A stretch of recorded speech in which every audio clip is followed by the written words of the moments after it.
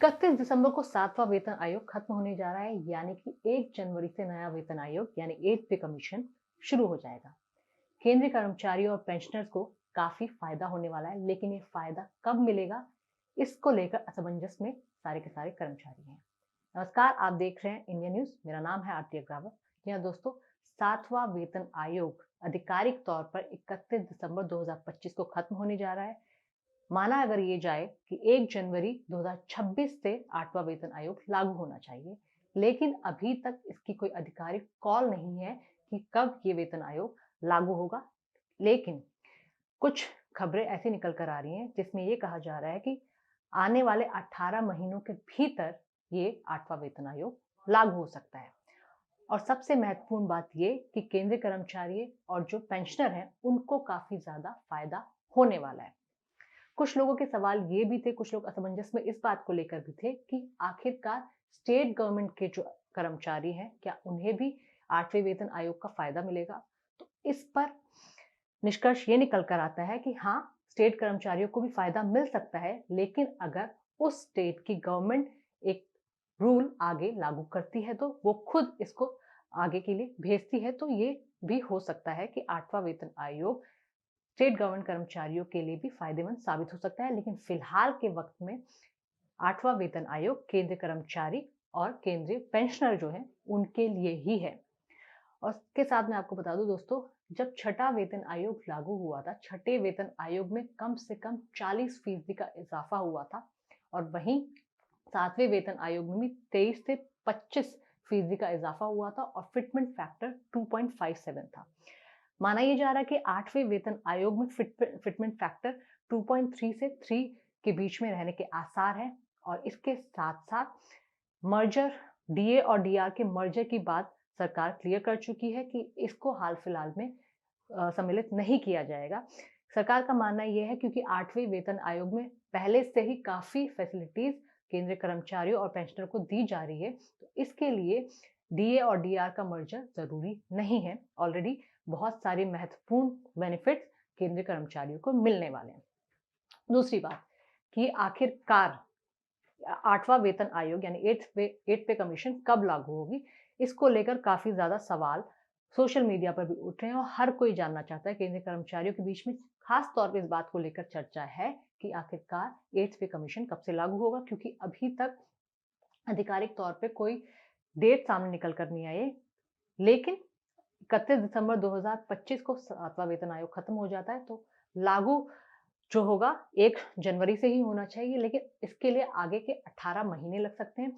और इसके बाद भी कई चीजें, कई बार देखा गया, इतिहास ये गवाही देता है कि जब भी संसद में भी अगर ये लागू हो जाता है, तो भी इसको इम्प्लीमेंट होने में काफी वक्त लग जाता है।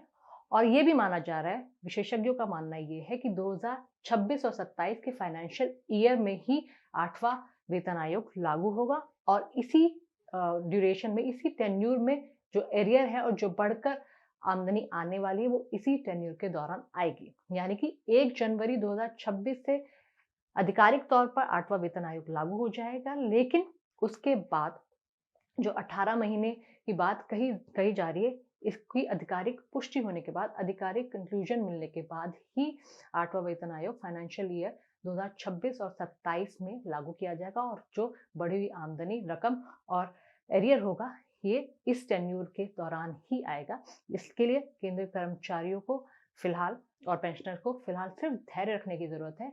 जितना भी आपका बढ़ा हुआ पैसा है, वो सब सारा का सारा आपको मिलेगा, लेकिन उसके लिए थोड़ा सा आपको इंतजार रखना पड़ेगा, थोड़ा सा सब्र रखना पड़ेगा।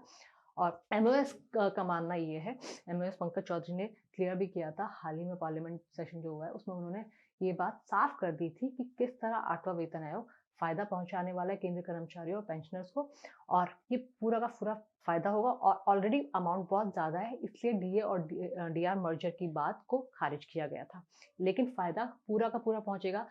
दोस्तों, ये भी माना जाता है कि छठा वेतन आयोग एकदम ऐतिहासिक रहा था, क्योंकि उसमें बढ़ोतरी काफी ज्यादा हुई थी, 40% का इजाफा हुआ था, तो सैलरी और पेंशन में काफी ज्यादा फायदा कर्मचारियों को मिला था, पेंशनर्स को भी मिला था। सातवें वेतन आयोग में भी काफी अच्छा इंक्रीमेंट एक तरह से दिया गया था। लगभग 23 से 25% का इजाफा हुआ था और फिटमेंट फैक्टर भी काफी अच्छा था। तो उसके बाद अब माना जा रहा है, केंद्रीय कर्मचारियों और पेंशनरों की उम्मीद है, ये आस है कि ये 8th पे कमीशन भी एक बड़ा अमाउंट, जो बड़ा फायदा उनको देकर जाना चाहिए। यही उम्मीद केंद्रीय कर्मचारी और पेंशनर जता रहे हैं। और जैसा कि सरकार की तरफ से टीओआर भी जारी कर दिया गया, टीओआर में केंद्रीय कर्मचारी भी हैं, पेंशनर भी हैं और हर एक को इसका फायदा मिलने वाला है।